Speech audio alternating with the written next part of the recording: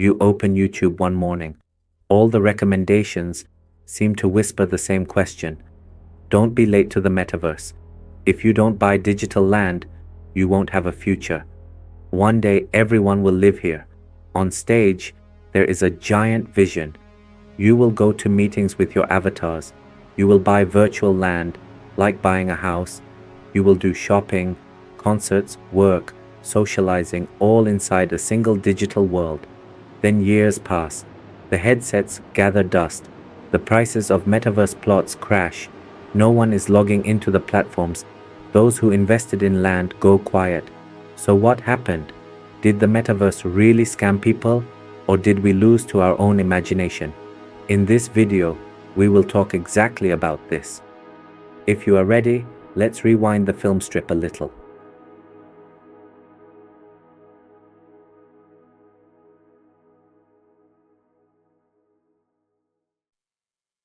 The word metaverse is not new. It first appears in science fiction novels in the 1990s. In one sentence, a shared digital universe that everyone can connect to alongside the physical world. Then what happens? We see huge digital worlds in online games like World of Warcraft, Second Life, Roblox. VR headsets slowly develop. The internet speeds up, the graphics get prettier. But the real breaking point comes when big tech companies officially adopt this idea in 2021. A company changes its name according to the metaverse vision. In presentations, avatars hold meetings, work in virtual offices. It is described as the Internet of the future. The media, influencers, the crypto world all say the same thing. This time it's different. This is a real revolution. The abstract idea in science fiction suddenly turns into an investment product. Land, NFTs, tokens, avatar outfits. And this is exactly where the problem starts. When the line between dream and product gets blurry, people's weak spots come into play. Remember that period. These sentences were constantly circulating on social media. You couldn't buy land in Istanbul, at least buy from the metaverse. The virtual plot you buy for $500 today, you'll sell for $50,000 tomorrow. The truly rich are already collecting digital land. Platform names were flying around. Decentraland, Sandbox, some city, some verse. So what was actually happening in practice? People were choosing coordinates on a map and buying virtual plots. Some projects used marketing phrases like Bosphorus view, close to Times Square. It was said that malls, galleries, offices, concert areas would be built on those plots in the future. Prices? Plots that were hundreds of dollars at the beginning started being listed for thousands of dollars in a short time. Stories like, that plot did 3 times, this token did 10 times, fueled FOMO, the fear of missing out. And classic human psychology kicked in. If I miss this, will I be like the guy who didn't buy internet stocks in the 1990s? If I get in now, will I be the early bird? Does everyone know something that I don't? This period was not the time when the metaverse made the most money. It was the time when it sold the most words.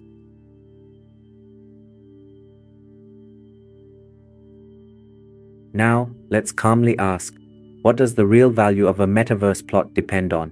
In theory, these arguments were being put forward. Location value. Just as the main street is more valuable in real life, in the metaverse, crowded places will also be more valuable. In the future, everyone will be walking around here. Avatars will flow in front of your shop. Advertising and brand value, or big brands, will open virtual stores, rent billboards, organize events. If your land is close to these areas, its value will increase even more. Rental economy, you will develop your plot and rent it out to someone else. Just like real estate, you will earn passive income. On paper, it sounds nice, doesn't it? So what actually happened?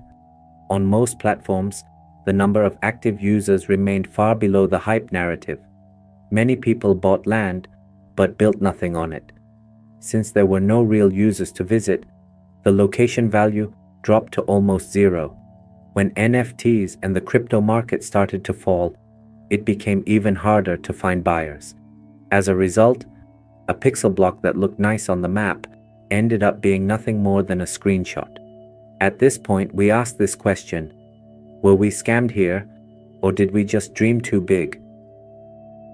Was every metaverse project a scam? No. But was every metaverse project a solid vision? Also no. We can separate it like this: projects that tried to develop a real product. There were teams that truly tried to build a platform, run events, develop tools.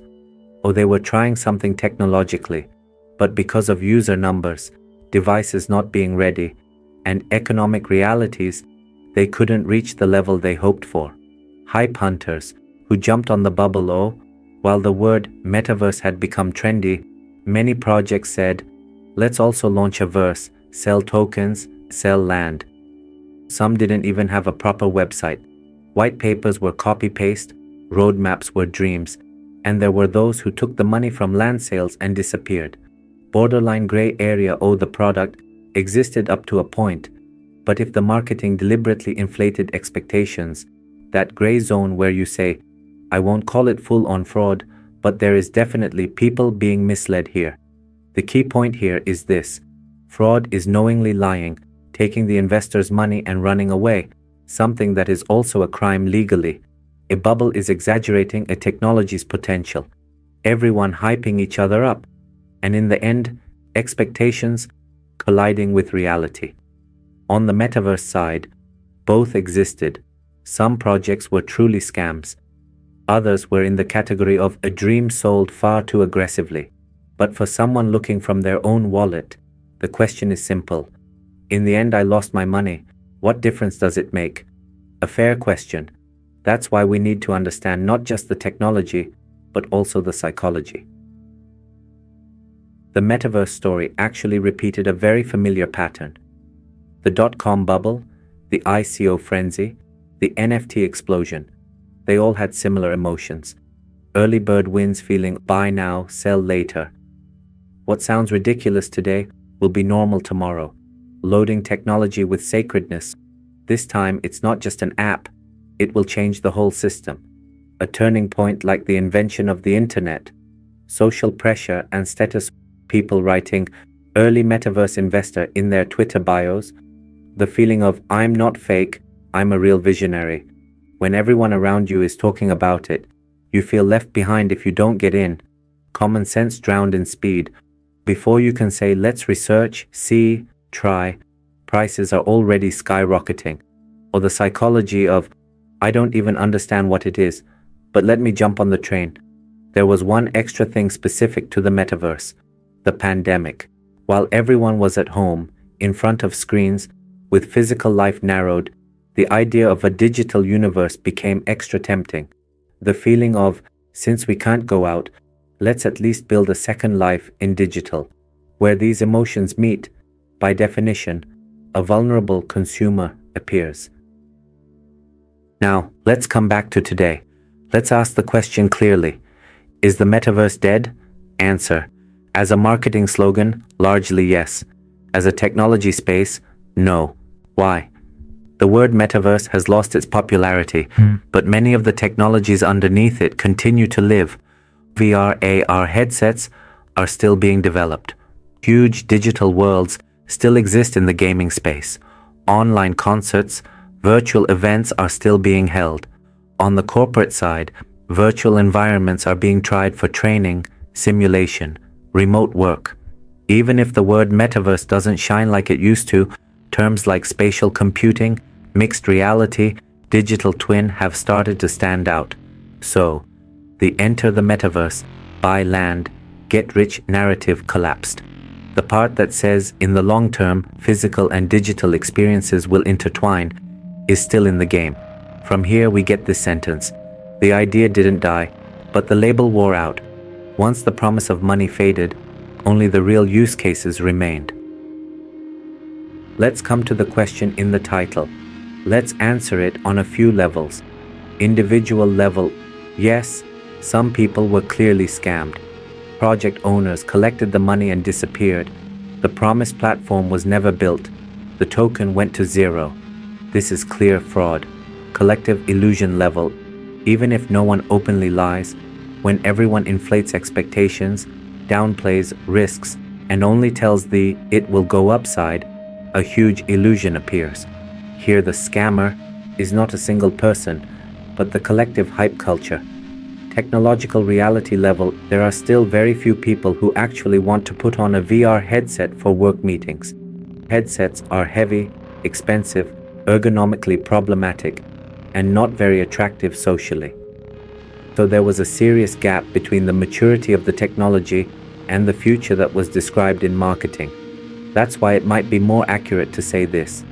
The metaverse both directly scammed people in some places and in general sold an unrealistic dream far too early, making people lose to their own expectations. Let's not say the metaverse story is over. Its real lessons are just beginning. For every new revolution that comes your way from now on, you can ask yourself these questions.